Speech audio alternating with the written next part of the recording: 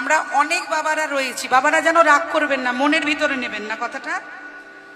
আমি বাস্তবটাকে একটু তুলে ধরার চেষ্টা করছি, আর তাছাড়া আমার কোনো উদ্দেশ্য নেই। দেখবেন আপনাদের এখানে নিশ্চয়ই মসজিদ আছে, গির্জা আছে, আছে তো অবশ্যই, প্রত্যেকটা জায়গায় থাকে। তা দেখবেন সব জায়গায় লেখা থাকে, মন্দিরে লেখা থাকে পবিত্রতা বজায় রাখুন, কি বাবা লেখা থাকে না?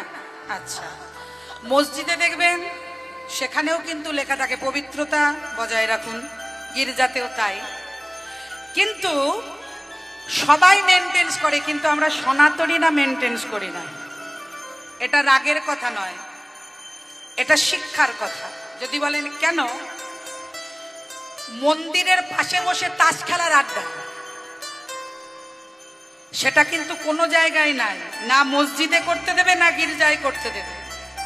কিন্তু আমরা যারা সনাতনী, আমরা কি করি, মন্দিরের একটা বড় চাতাল দেখবেন, মা দুর্গার মন্দিরের সামনে চাতাল, সেখানে বসে নিয়ে গিয়ে এক কাপ চা হাতে কোনো বাবা করছে আর এরকম করে তাস খেলছে। হ্যাঁ গো, মন্দিরটা কি তাস খেলার জায়গা? মন্দিরটা বাবা তাস খেলার জায়গা? তারপরে আবার আছে, শুধু মায় বাবাদের বলবো না, আমরা মায়েরা নিজের বাড়িতে সন্ধে দেখাই, কিন্তু বাড়ির সামনে যদি একটা মন্দির থাকে এক পা হেঁটে যেতে পারবো না। আমি দূরে 10 কিলোমিটার দূরে বলছি না, যেটা বাড়ির সামনে, ওই দূর থেকে একটু দেখিয়ে দিলাম এমনি করে।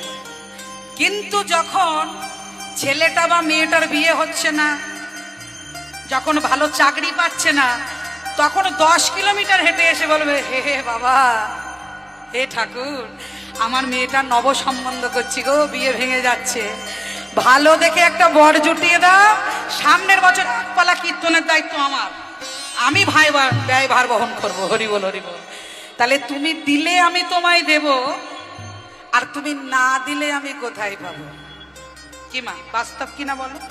আচ্ছা, তাহলে মাগো, এগুলো সত্যি করে আমাদের বলতে লজ্জা, কিন্তু আমাদের বলতে হচ্ছে, কারণ সব ধর্মকে শিখাতে হয় না, সব ধর্মকে আমরা বইতে পারি, তবুও আমাদের ধর্ম আজকে পিছিয়ে যাচ্ছে কেন?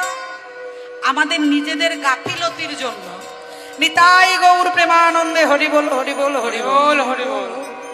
তাই মাগো, সনাতনী হয়ে সনাতন ধর্মকে ঐক্যবদ্ধ করতে হবে, আমাদেরকে নিজেদেরকে পরিবর্তন হবে। নিজে না পরিবর্তন হলে সমাজকে কখনো শিক্ষা দিতে আমরা পারবো না।